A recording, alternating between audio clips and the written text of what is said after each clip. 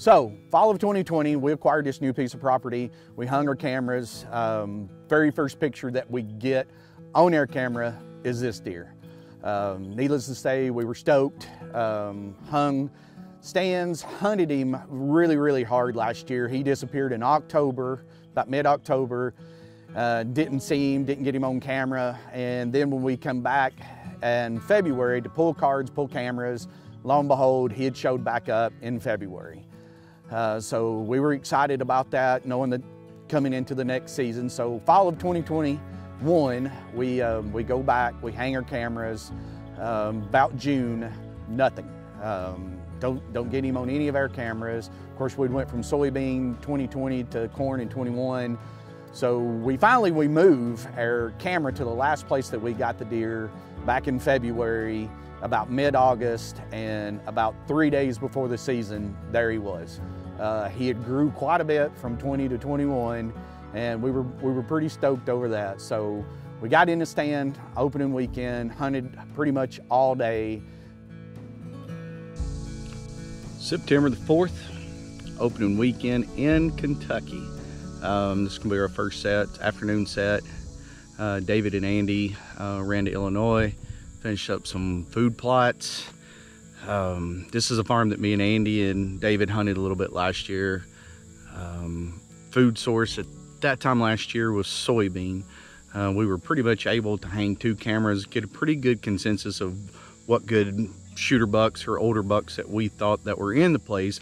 This year, turned to corn, it's been totally different. We've had a really hard time of finding the deer. Finally, after having 4 cameras and actually going back to the place where we had 2 shooters at the end of last year, hung the camera there, and within 3 days, both of those, the big 8 and what the deer that we call long brow short tines, which we posted about him last year, about how far he moved after the beans turned brown and they got out of here. So anyway, so we thought, oh hey, it's gonna be probably a little different this year.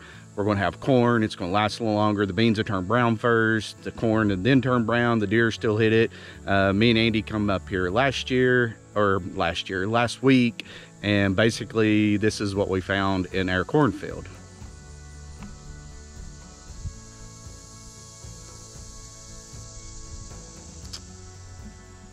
Yeah, as you can tell, they cut it for silage. So much for having the food a little bit longer this year, but the deer have been still coming into the camera. We've got 2 shooters, like I said, the big 8 and the long brow short tine buck. They're basically right up the same draw that they were at last year, that we hunted them quite a bit when they came back mid-December. So been a little iffy about setting this stand. We checked it last week when we come up here, noticed they had cut all the corn for silage.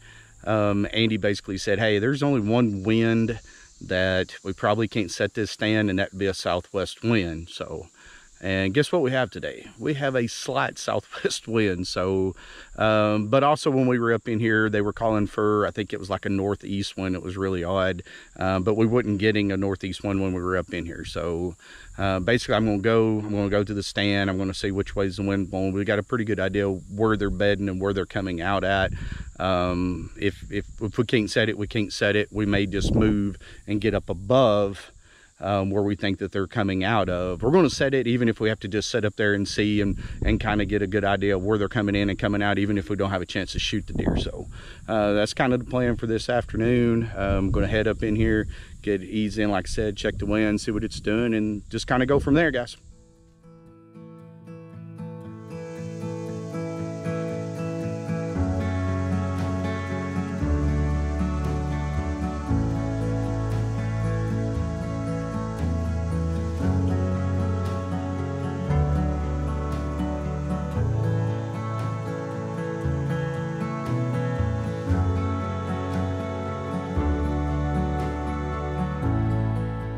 Didn't see him, seen a lot of deer, but didn't see him. I had an opportunity 3 days after that to get back in the stand. I call Andy and I'm like, look, it's hot, it's 80 degrees. I can go, but I'm not real sure about getting up in there. The wind is right, so. It's September the 7th. This will be our second set. Been able to come up and hunt Kentucky. The first set that we set was opening weekend. We come in an afternoon set.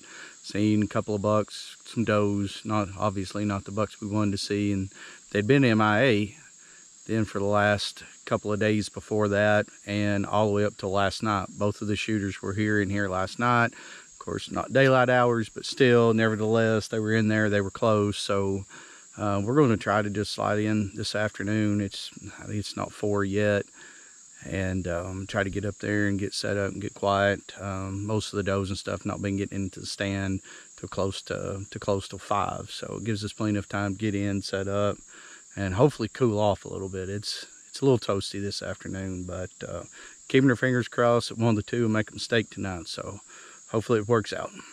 As you can see by my pre-interview, I wasn't super excited about being there.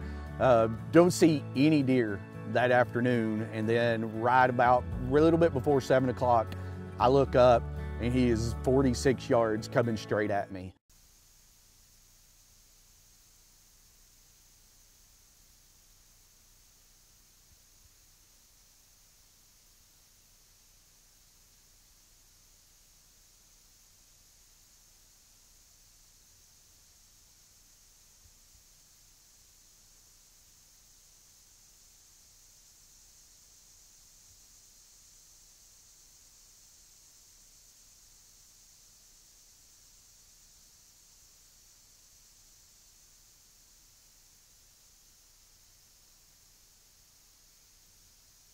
I'm self-filming, so I barely ease over, turn the camera on and kind of get it in that spot where I thought I'd be able to shoot him at, and I just click record.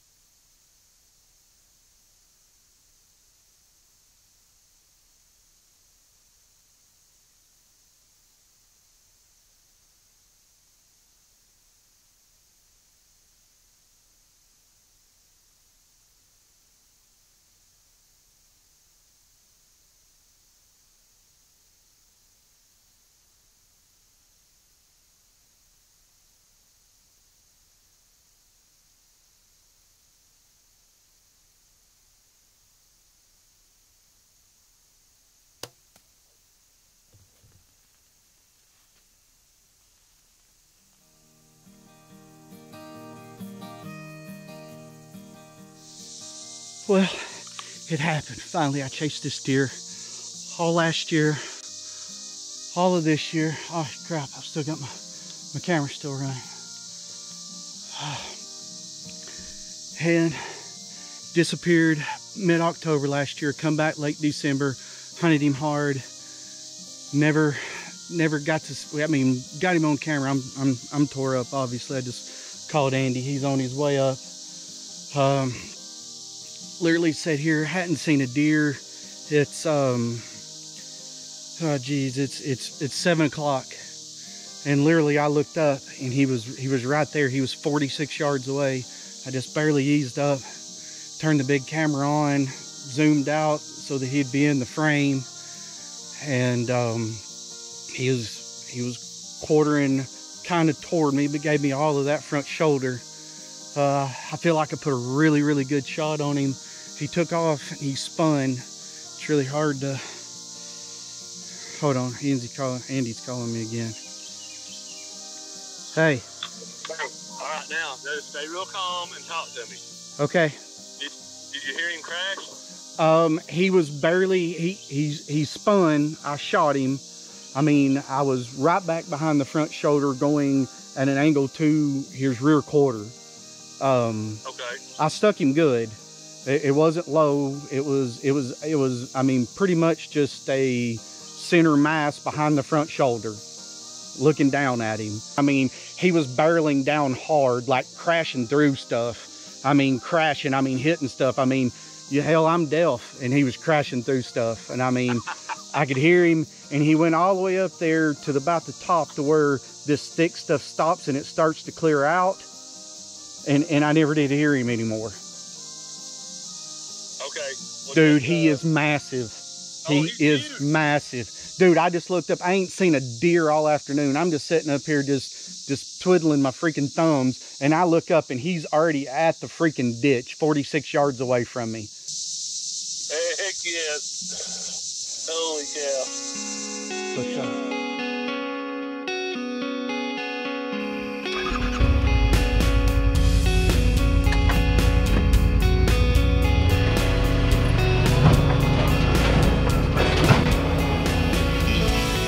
You got about, what is that?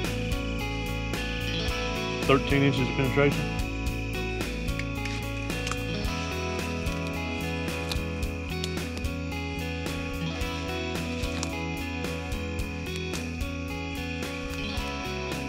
right here. Here's buddy. Yeah, this is where he, like I said, he come right up here and stop and turn. He's seeing, don't you? Oh, you sorry dog. You don't you do me like that. He's right here in the road. Oh, God. I'll let you go first. Look right there. You see that main beam? Oh, my God. Oh, my God. Yes, sir. Oh, my God. Put that camera down. Oh, give me that camera. Put that camera down. Pick that joker up. Oh, son. My God. Pick him up, Lynn. What a pick up that giant. Oh my gosh. Oh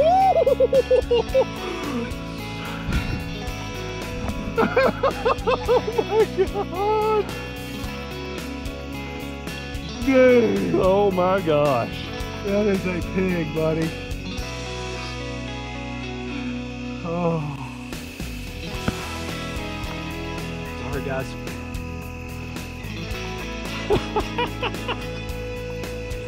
Yes, sir. But we finally got him back down. We had got pictures of this deer last year. I hunted him really, really hard last year. Basically didn't hunt any other deer besides this deer. And then lo and behold, we had to move cameras around a little bit this year, and we finally got pictures of him. And we sat, hunted him Saturday afternoon, didn't see him, seen some smaller bucks, and just decided to come in because we got pictures of him late last night, and decided to come in this afternoon just to sit. And he's the only deer I've seen tonight. So, but we've already got him gutted and everything, and got him clean. So we've got to get him to the processor as soon as we can, because we can't transport anything across the state lines without it being deboned and everything. So we've got to get it up there real quick and get him checked in and get him home.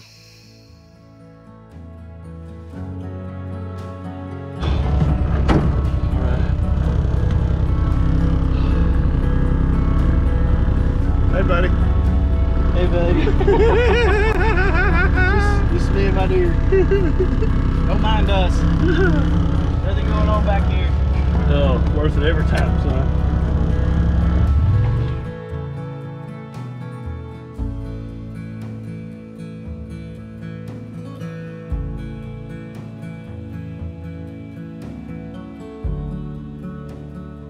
Right side 75 and 4/8. We're gonna add the left 73 3/8. Comes out to 148 and 7/8 without the spread. You add in a 22-inch and 5/8 spread.